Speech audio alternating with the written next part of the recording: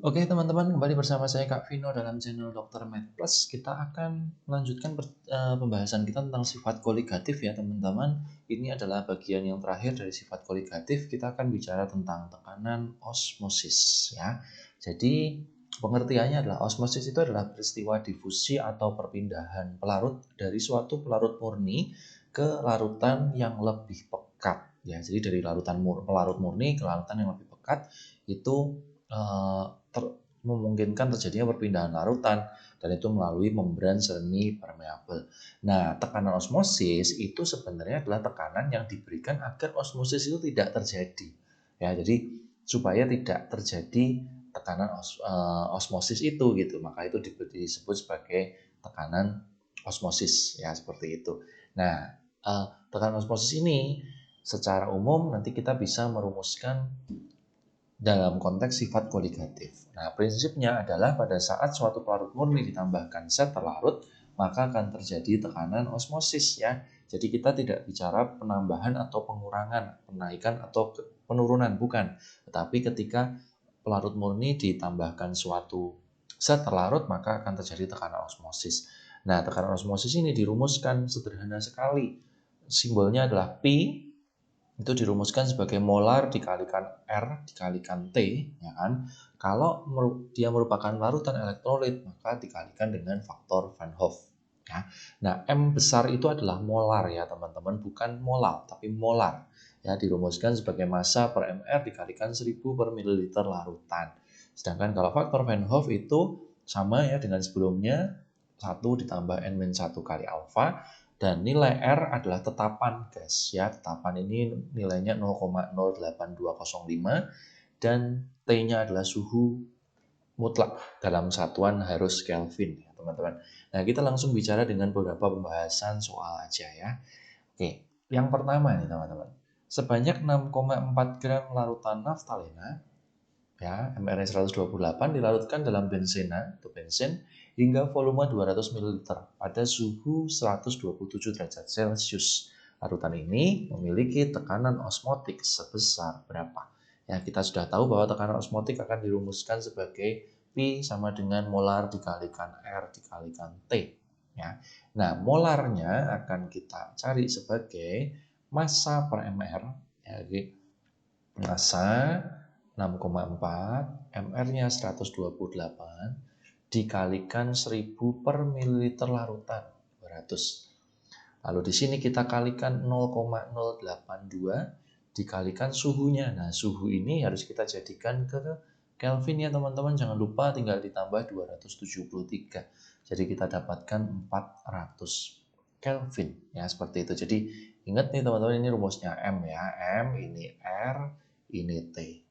Ya, oke. Nah, kita dapatkan ini 1/20 dikalikan 5 itu 5/20 atau 1/4 dikalikan 0,082 dikalikan 400. Jadi inilah tinggal dicoret dikali 100 aja ya. Jadi ketemu 8,2, satuannya adalah ATM atau atmosfer ya. Itu adalah satuan tekanan osmosis.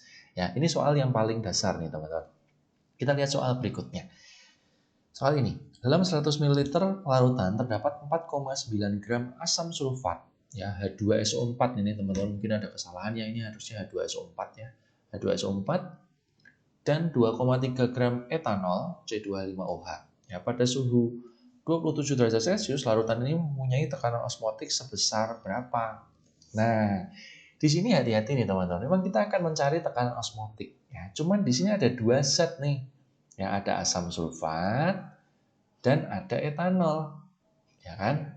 Nah, asam sulfat sama etanol itu dua zat yang berbeda.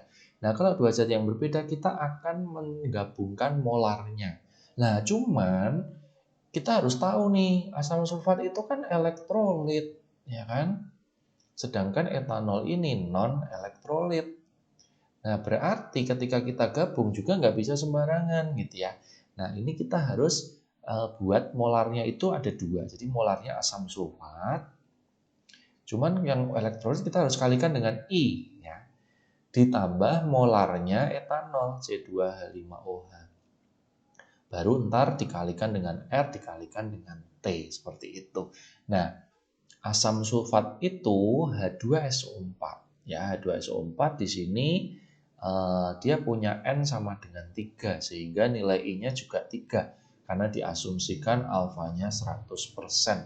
Ya, itu. Jadi kita tinggal masukkan di molar H2SO4 ini massa per mR ya. mR-nya kita cari, tapi mungkin teman-teman sudah hafal juga ya, mR-nya H2SO4 itu 98.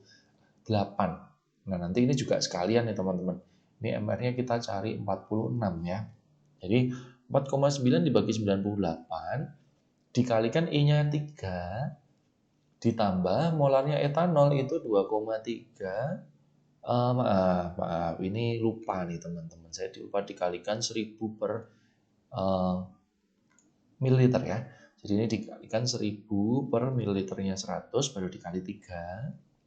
Ditambah yang etanolnya 2,3 per 46 dikalikan 1000 per 100 ya.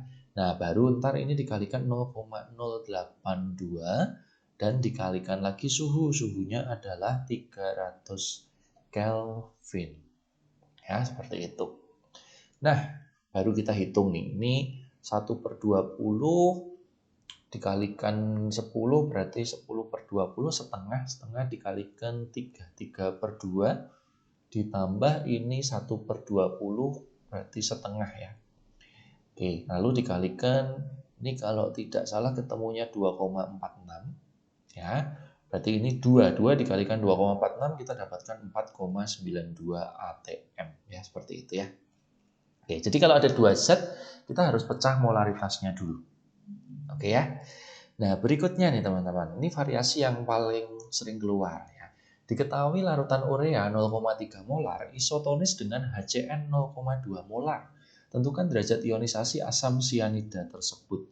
Nah, ini yang disebut dengan isotonis. Jadi isotonis itu syaratnya adalah punya tekanan osmosis yang sama. Ya, jadi artinya isotonis itu adalah punya tekanan osmosis yang sama. Seperti itu. Sehingga kalau dijabarkan rumusnya jelas tekanan osmosis itu MRT. Kan seperti itu. Nah, sudah, cuman inget-inget nih teman-teman. Untuk materi tekanan osmosis di bagian soal isotonis itu biasanya R dan T-nya kita langsung coret saja. Karena ini pasti dalam kondisi yang sama. Jadi kita tinggal isikan untuk urea molarnya 0,3, untuk HCN 0,2 dikalikan dengan I. Di sini I-nya kita dapat 3 per 2 atau 1,5. Nah, tinggal kita masukkan di rumus I ya teman-teman. I sama dengan 1 plus N-1 kali alfa. I-nya 1,5 sama dengan 1 plus N-nya 2 min 1 kali alfa. Jadi alfanya ketemu 0,5 ya. Atau kita bilang bahwa derajat ionisasinya adalah 50%. Seperti itu teman-teman. Oke, nah berikutnya adalah satu soal lagi tapi ini mirip ya teman-teman. Jika 2,28 gram urea mR-nya 60 dilarutkan ke dalam air pada suhu 27 derajat Celcius hingga volume 100 ml, isotonis dengan 5,85 gram NaCl yang mR-nya 58,5 yang dilarutkan dalam air hingga volume 500 ml. Maka derajat ionisasinya adalah berapa? Nah, prinsipnya sama ya teman-teman. Jadi Pi-nya urea akan sama dengan Pi-nya NaCl. Nah, kita masukkan nih MRT sama dengan MRTI ya. Itu juga jangan lupa karena ini isotonis maka RT-nya kita coret saja. Seperti itu. Nah, cuman bedanya dengan soal yang sebelumnya, di sini molarnya perlu kita cari dulu ya, teman-teman. Jadi, molarnya urea kita cari dengan rumus molar. Massa per mR dikalikan 1000 per pelarut mililiternya larutannya ya, 100 sama dengan ya ini punyanya urea ya. Lalu kemudian ini yang NaCl. NaCl-nya 5,85 per 58,5 dikalikan 1000 per 500 ya kan. Nah, lalu I-nya anggaplah kita belum tahu karena kita mau mencari derajat ionisasi seperti itu ya. Nah, di sini kita akan mencari I-nya terlebih dahulu ya. Jadi ini kalau kita hitung 2,28 itu kalau kita bagi dengan 6 itu itu akan kita dapatkan 0,38 di sini. Lalu kemudian ini 1/10 dikali 2 ya, 1/10 dikali 2, 0,2 I. Nah, di sini kita dapatkan I-nya adalah 1,9. Nah, maka kita bisa jabarkan sebagai I sama dengan 1 plus N-1 kali alfa. Ya, NaCl itu N-nya adalah 2 ya. Jadi 1,9, 1 ditambah N-nya 2 minus 1 kali alfa. 1,9 dikurangi 1 itu 0,9 sama dengan 1 alfa. Sehingga alfanya ketemu 0,9 atau 90%. Jadi derajat ionisasinya adalah 90%. Ya. Oke, semoga soal-soal ini bisa membantu teman-teman dalam mengerjakan soal di sekolah berkaitan dengan sifat kolikatif. Jangan lupa tonton video-video yang lainnya, teman-teman. Semangat belajar selalu buat kita semua. Terima kasih sudah menonton dan sampai jumpa di video selanjutnya.